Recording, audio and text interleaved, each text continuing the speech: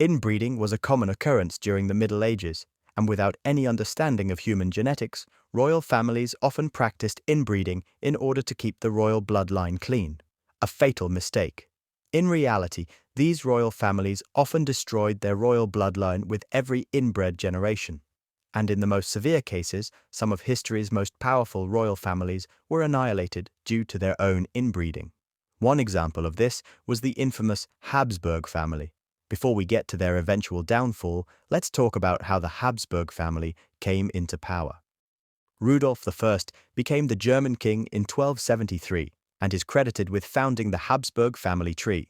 As a king, he unified many of the German lands and also managed to conquer Austria in 1276. When he gave up the throne in 1281, he not only gave his German lands but also all of Austria to his son Albert. This new combined empire flourished, and in the following years, the family managed to conquer both Hungary and Bohemia. However, conquering Europe through military strength alone was simply impossible, so they also used diplomacy and romance to enlarge their empire.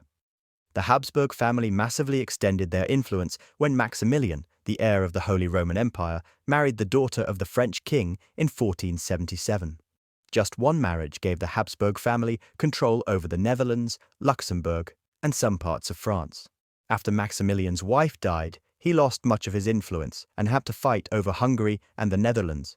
But without a doubt, his greatest success was securing a marriage pact between his son Philip the Beautiful and Joanna of Castile. Through this marriage, the Habsburg family joined the Spanish royal family, which also was the first step towards their inbreeding chaos. After their marriage, Philip, as the head of the Habsburg family, received a massive amount of possession and prestige. Especially after his wife Joanna was deemed mentally ill, Philip practically had full control over all of his wife's properties. But while we are at it, I want to talk a bit about their relationship, and especially Joanna's mental health, because there are some crazy stories surrounding this couple. To put it simply, Joanna of Castile loved spending time with her dead husband. After their initially happy marriage, their relationship turned out to be rather toxic. Her husband became increasingly unfaithful to his wife, which sent Joanna into fits of despair that revealed her questionable mental health. Ironically and disgustingly, their relationship actually became more loving after Philip's death. She is reported to have caressed and kissed Philip's corpse and did not part with it until it was embalmed and interred in a monastery near Burgos.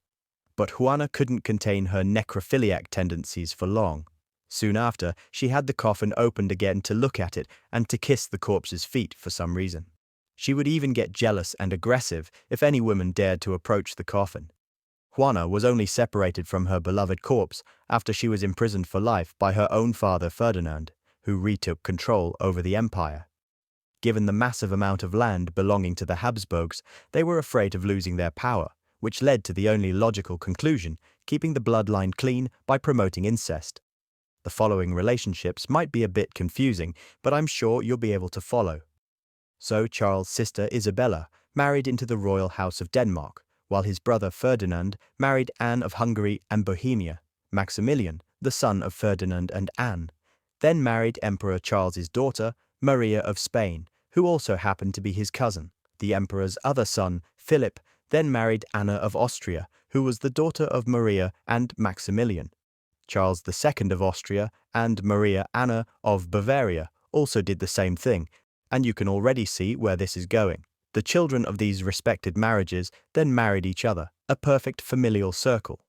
So in total, we had some cousin marriages, and two very special marriages between an uncle and his niece. Surprisingly, marrying your cousin was quite normal back then, and even before the Habsburgs, many European kings did the exact same thing. For royal families, this was the perfect way to keep their power. But do you know who didn't enjoy this practice? That's right, their genetics, because it wouldn't take long for the first deformities to appear in this family tree. And there's no better example for this genetic catastrophe than Charles II of Spain. You see, Charles was a rather special breed, as he was born in 1661 as his own cousin. On top of that, one of his grandmothers was also his aunt, and all his great-grandparents descended from the same two people, Philip the Beautiful and Joanna the Mad. And now we can witness the damage caused by more than 3 generations of inbreeding and a family tree that is based on the relationship of a chronic cheater and a woman who made love to her dead husband's corpse.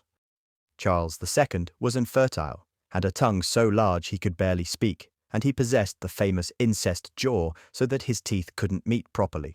Moreover, he only figured out how to walk when he was nearly an adult, and even then he had such trouble walking and fell regularly.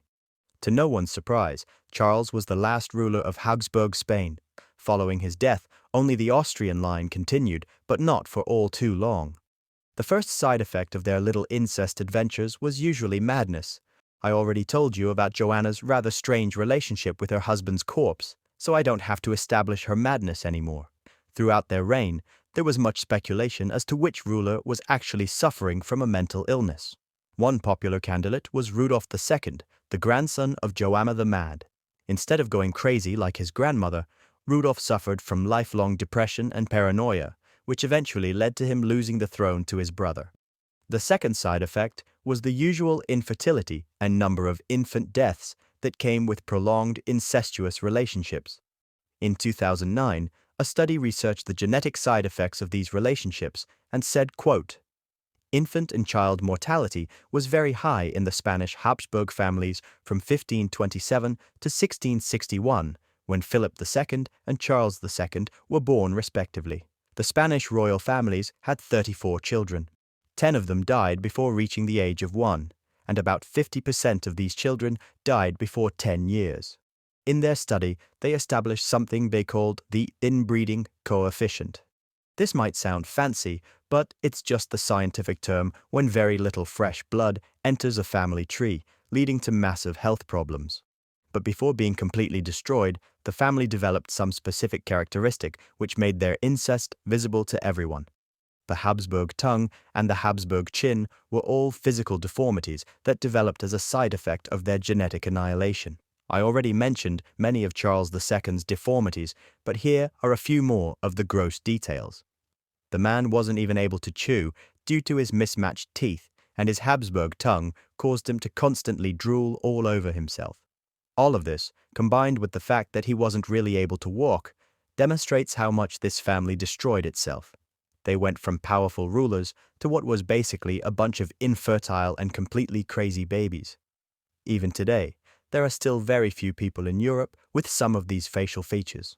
Although nowadays, these features usually don't come with any disability, and the famous madness of the Habsburgs doesn't show up anymore. Thanks for watching. See the video on your screen? Well, YouTube thinks this one might interest you as well, so go ahead and check it out if you like.